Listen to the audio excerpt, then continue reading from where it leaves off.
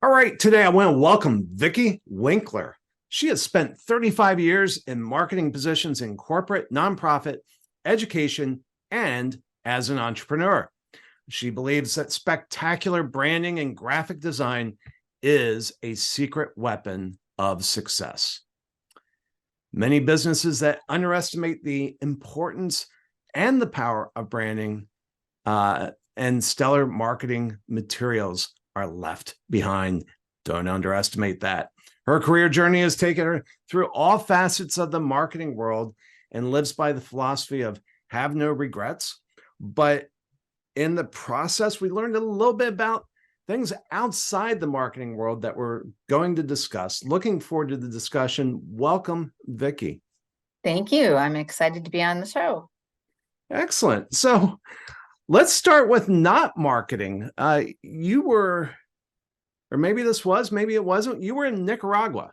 What were you doing in Nicaragua? Yeah. So I was in the Peace Corps in my late 20s, and it was kind of marketing related because I did go down with the title of small business consultant. But what's funny is that small business definition of a small business in Nicaragua is a heck of a lot different than a small business in the United States. How's that? So small business owners in Nicaragua, it was very, very simplistic. One of my, I guess you could say, clients, it was actually, I lived in the house with the family, and in the front of the house, they had a small business where they just sold sundry items. They sold kerosene by the scoopful. They sold blankets. They sold some food items. It would just be anything that basically they could go to the market or find and resell. And so there was just really basic principles of accounting that they did not understand, that no one had taught them. No one had said that if you go to the market. So here's a funny story. So I was noticing as I first started working with them, and basically I lived in the house. So I would just kind of wander up to the top or to the front of the house and into the shop and observe. And so what I noticed was that there was a lineup of people to buy kerosene from them. And I thought, wow. And they said, well, yeah, we got the best price. We're the lowest price in the village. And so this is where everybody comes. And so I said, well, let's talk about that. And so the bottom line is we figured out that by them, the gas money that they were using to take the old truck to wherever they got this kerosene, and then to bring it back and then sell it, that they were losing money. On every cupful that they sold, they were losing money. And so it was just a real eye opener. But again, no one had ever taught them the basic principles of revenue and expense. And so it's just that one small thing and then of course they started to look at everything they were selling and realizing that they needed to raise their prices, or they needed to reduce expenses. They needed to put trips together as they were going to market. Maybe make sure you couple that with a trip somewhere else that you're taking, and other products that you're picking up. So just really fundamentals, but made such a huge difference in the way that they ran things, 100% in the way they ran everything that they were doing.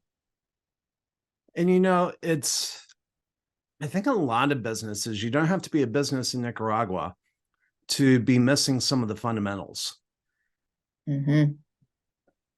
I see, I'm actually working on some content right now talking about stop chasing the shiny objects. People are excited about AI. I think AI is wonderful. I think it's powerful. I'm a paid subscriber to ChatGPT, but it's only as good as your fundamentals.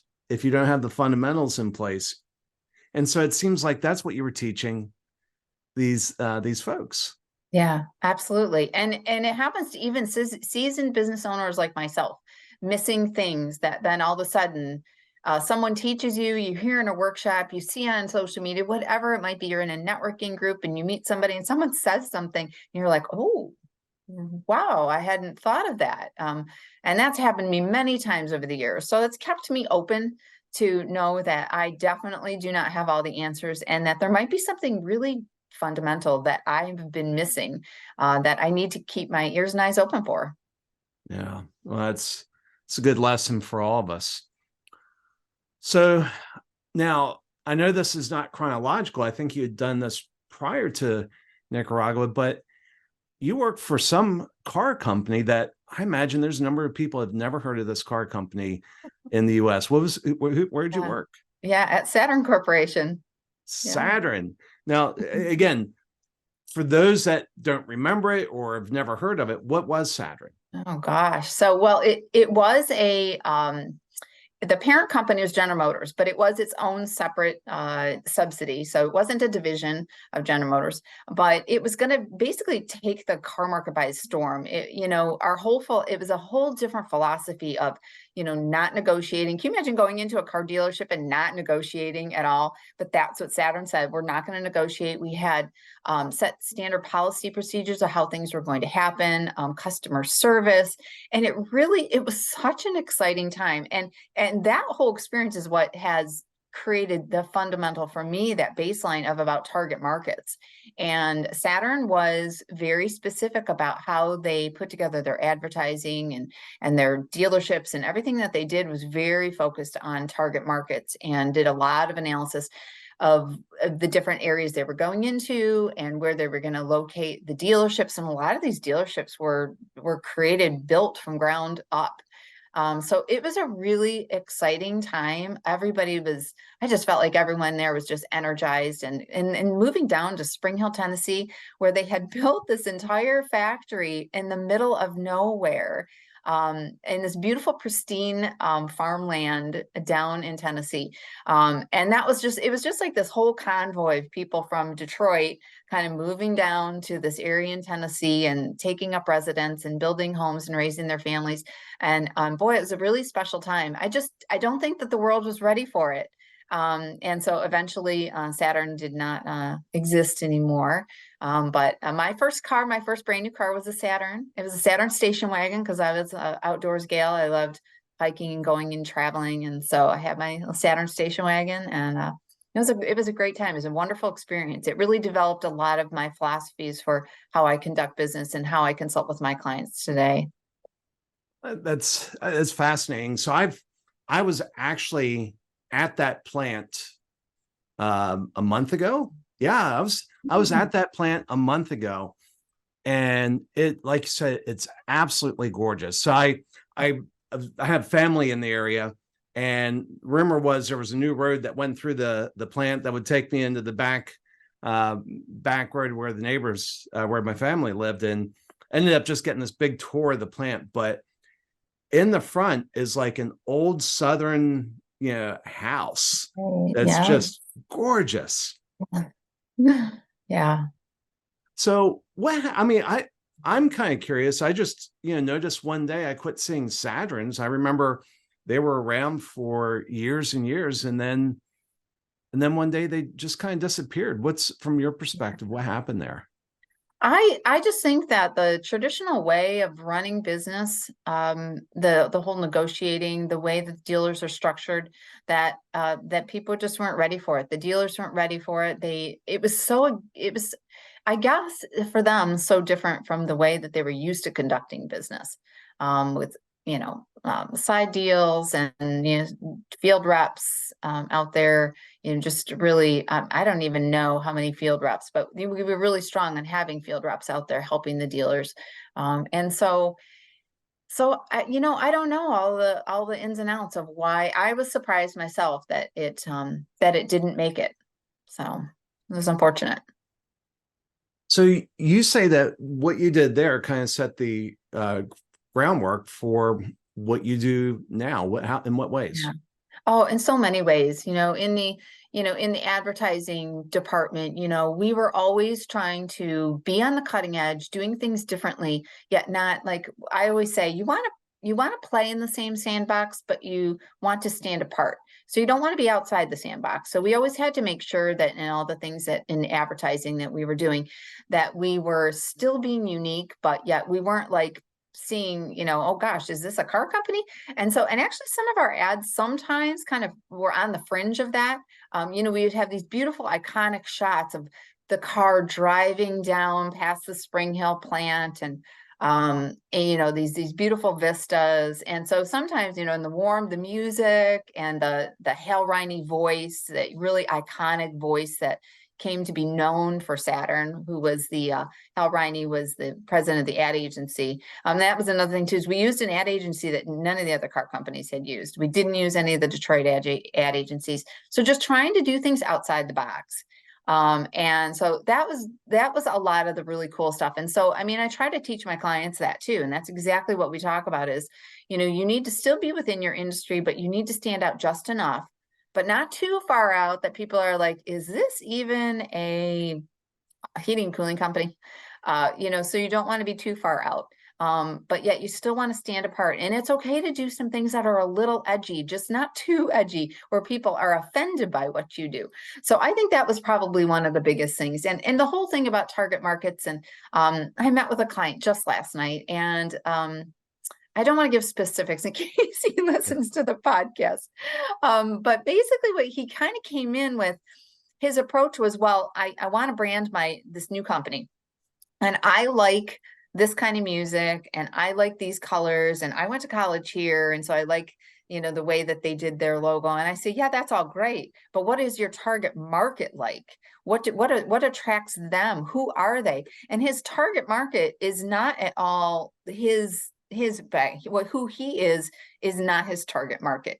And so we talked about that. It was really just a whole paradigm shift for him. He thought, well, I'm going to develop a logo and I'm going to have it look like this album cover. And I said, well, no, because your target audience is not that's not in their wheelhouse at all. That's not in their brain. That's not in their brand set of what they're going to be looking for. So that too, that whole real focus on target marketing. Yeah. Well, and I think that's a common mistake. I was having some exchanges on LinkedIn this morning of, people not looking at the world through their customers' eyes. Mm-hmm. And your world changes. You see things differently. And so the question is, are you in business for yourself, or are you in business for them? Mm-hmm. Right. Yeah. And I would say you have to think that you're in business for them, that everything you do, we're going down to a trade show in November, and we're putting together a little brochure and some other marketing materials. And we kept having to say, well, we know what we do. We know what's great about us, but what matters to them? And it's a whole different paradigm shift. And you have to do it constantly. You have to always be putting yourself in their shoes. When you're sending an email to a prospective client, you have to think, well, what's important to them? For us, a lot of times, we provide graphic design, branding, and printing. But what do we really do is we help people to take the burden and the stress off of them having to do that themselves. And we give them the confidence that it's going to be done right. It's going to be done right the first time. And so that alone, it's that alleviation of stress. That's really what we do for them in their daily lives and in running their businesses. Yeah. No, and that's so awesome. One of my eye-opening moments was a couple of years ago after I got out of the hospital. I was in a wheelchair, and I discovered how hard it is to get into a restroom in a wheelchair. And it's bizarre when I tell people. I just told somebody Sunday, they're like, is the door not wide enough, or is it the turn? I'm like, no, there's this spring on the door whose mission is to keep you out. And it was hard, but it's something that you don't see until you're in that position. And and so one of the things I think people should do is they should be their own customer. They should go through their own sales process, right, and see what it feels like. Right. Yeah. Well, and that's one of the things too that we often tell our clients.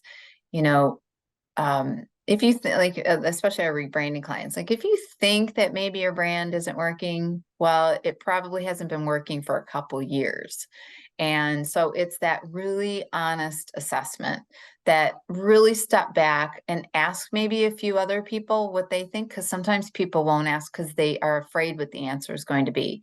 But really kind of, and it's hard. You have to set time aside. And that's why one of the resources that we have on our website, we are really adamant on having assessment tools, because people need that time to kind of step away and look and spend a little quiet time and really look at their, their brand, their marketing materials, and decide, hey, maybe some of these aren't working. And especially if it's been a while, because we get really used to our own stuff and we get comfortable. And if you've done a presentation and you've had the same presentation slide deck for 5 years, you probably need to change it up. And once you do, you're going to breathe new life into it. And same with rebranding and companies and redoing materials, is that you breathe new life into them and you become more excited about your business. Yeah. Well, let's talk a little bit about leadership. So in your journey, what are some leadership lessons that you've learned? Well, I think one of the most important one for me happened a few years ago with my own team, is we started to recognize that there was a certain kind of client base that we really enjoyed working with. We did well, they were happy, they loved paying us they found great value in what we did. And then there was kind of a group of type of clients that were, we did well, but they just weren't really ones that we enjoyed as much. And so I sat everybody on my team down individually, and I asked them, what do you really enjoy working on when you're here on a daily basis? What would be your favorite kind of project to work on every day? And funny thing is that what all of my staff said individually was all a little different, but they were all the most profitable jobs that we had. And so we said, well, that's awesome. Well, this is perfect. So what we've really been going after the last couple of years is just those kind of clients that fell into those core of the ones that everyone enjoyed working on. We did well and were profitable for us. And it just, again, it did that whole re-energizing of the team. So now when I walk in, I say, hey, you guys, I'm going down to this trade show, and they're all so excited, not because I'm going to be out of the office and maybe they can do what they want while I'm gone, but because they know I'm doing that to bring in the right kind of work that's going to just be ones that everyone enjoys working on. And that they also know that the more profitable the company is, that means raises around for everybody. So it's a win-win. And it's really, I mean, everybody's just so much more excited about the direction that the company's going, and just really supportive of the things that I do. I'll get out of a Zoom call. They'll be, they'll overhear me in a Zoom call and they'll be like, wow, that sounded like that went really well. That could be really good for us. As opposed to just kind of sitting at their desk, kind of doing their design work. And they know that I'm really going to bat for them. So I think that that's important. Well, I would imagine that's very encouraging. Well, let me ask you this. Can you think of a time, a white knuckled moment where you feel like your leadership was put to the test? You're faced with some decision, you had to do something that was scary. What was it and how did it work out? Gosh, yeah. Well, there was a time a number of years ago, maybe 4 years ago, that there was a client that we had been working with that was giving us a great deal of work. It was keeping a couple of our employees busy. They really enjoyed the work, and we were doing really good for the client. But now it was a client that I had kind of grandfathered in at a low hourly rate. And so it got to the point where we had not raised the rate. We raised the rate a little bit, and she was like, oh, the client was like, oh, okay, well, we're not so happy about that. But we got to the point where I said, we're just going to have to raise her rate to such and such. And I went to the client, and I knew before I went to the client that there was a potential that she could say, well, then we're going to pull the plug. And so I had to kind of, I had to get myself worked up for that and ready for plan B. And so it was really, and my staff knew what was happening. And I went in and I said, okay, you guys, I'm going to tell her today that we're going to raise the rate. And I'm pretty sure I know what she's going to say, that she's not going to utilize our services anymore, but I have a plan B. And here's what it is. And we're going to be fine. We're going to make it work. And we were all very nervous, and it happened. So I went in, I talked to the client, and the client said, okay, I'm going to keep you on for another 4 months. and then we're going to hire our in-house graphic designers to do the work.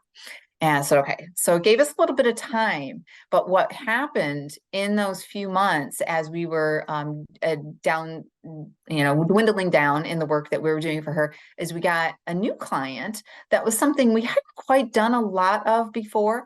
It turns out that that client replaced all of the revenue from this current client because they were paying us double the hourly rate for the same amount of work. And so that experience not only solidified with my staff that we can get through whatever is thrown at us, and that Vicky is going to make it work. She's going to go to bat for us. She's going to dig her heels in. She's going to work hard, and she's going to turn this around. And so I think it gave them confidence in me as a leader. But also just sort of that faith that, sometimes you're going to have to take those risks, and you don't know what's going to happen on the other end. But you have to do it. And sometimes it doesn't always go so well.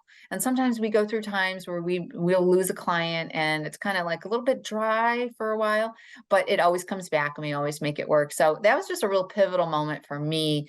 And I had to just kind of, nervous as sweating bullets as I was, I had to show to my staff, hey, we're going to be okay. I might turn around, walk out the door and sob because I didn't know what was going on. And I was terrified what was going to happen, and terrified that I was maybe going to have to let people go, because that's really what I never want to do, is let good people go.